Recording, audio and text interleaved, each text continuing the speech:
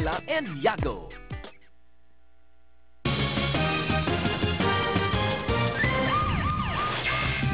Imbes na magbantay kan seguridad asin kan mga pagsasadiri sa indang barangay, sarong tanod sa barangay Sagrada sa Pilian inarestar, ninhuli kan subot panghabon kay Ninin Carabao. Nagbabarata si Kay Butastas. Sarong barangay tanod kan Sagrada Pilian arestado matapos akusaraning panaabon ni Damulag. Alas 12:30 kan Biyernes kan maaresto kan mga otoridad si Federito Sigaral. Alagad, todo pahimuti kan suspetsado. Po sa may diversion. Sa may diversion? Iyo po. O dito po, naghabol din si Damulag? Nakuha lang po, nagsabi po yung aki ko na kami nakabilog na Damulag po. Nagsala po ako, binitbit ko, dinala ko po sa, nagbabakal po sa Damulag. Sigun sa PNP, mismo nga mga residente sa lugar na nakahiling sa barangay Tanod, nakaput-kaput na nawawarang Damulag. Ang tanod na yan, naka-star po yan, duman sa hinabunan niya ni Carabao. Ano, ang istorya sa kuya kay itong hinabunan ni Carabao, imposible man po daang maka-ulpos o makabutas yung Damulag niya kasi so pagkagakod niya, talagang sigurado po siya na ginakod. Apuera Kisigaral, arestado man magi na nagbakal kan Damulag na maatubang sa pagbayular kan anti-fencing law.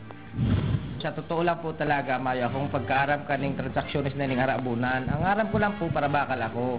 Ang sala ko po, taday ko po na pag-iba ng outgoing kang aldaw na ito kan sa kung pagbayad ng kwartata, sabi niya po sa kuya, tanong siya. Magabat ang penalidad in kasong mapatutuohan ang pig-akusal sa mga suspetsado. Inulita igwanin ni special na lay na minasakop sa kasong ini at pagbayular sa anti-castle racing law. Kay Butastas, nagbabaretang Bicol.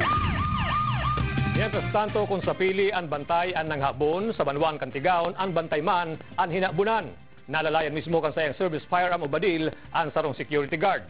Sa ibinabot na report kang biktimang si Glenn Medrano, sarong Alvin Cepeda ang naglaog subot sa opisinang sayang pinagtatrabahuhan kan Enero 29 kay banan ang duwang day pa nabibistong suspect. Sa kasunod na pangyayari, pigtutukan subot ang nabiktimang CQ nin patarom asin dagos na kinuha ang sayang kalibre 38 arms core revolver. Apera sa pagtutok ng badil, pigapos pasubot ang biktima asin nilalay pa ang sayang cellphone. Padagos pigahanap mo niyan ka mga otoridad, ang suspitsadong si Alvin Cepeda na napagaraman na datman palan na gwardya kanasabi ng establishmento. Irido ang saro na naman ang rider ng motorsiklo matapos na bumangga ang pigmamaneho kay ni sa sarong pedicab sa Banwan Kanbuhi. Sinasabing nakainom ang rider kung kaya nakabangga ini. Nagbabarata si Kay Butastas. Kritikal ang kondisyon kan rider ka sa motorsiklo matapos makabudad sa padjak sa barangay San Jose Baybayon Buhi, Kasubanggi. Habal-habal driver ang biktimang si Christian sa hurda asin papuliw na kutanan sa insidensya kan masabatan aksidente. Marika subuotan padalagan ni sa hurda sa motorsiklo dahilan kan pagkakabudal ka ini asin mayong pasubot ining sulot na helmet. Po, medyo madiklomon po kaya duman sa parte ngayon na sa ato baka po kang harong kay Kapitan.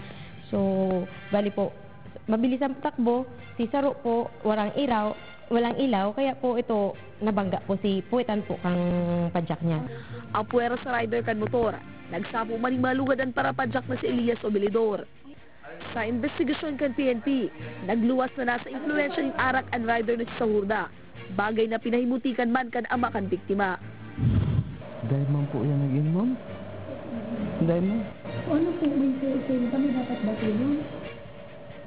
Siguro po, siya mababasulta.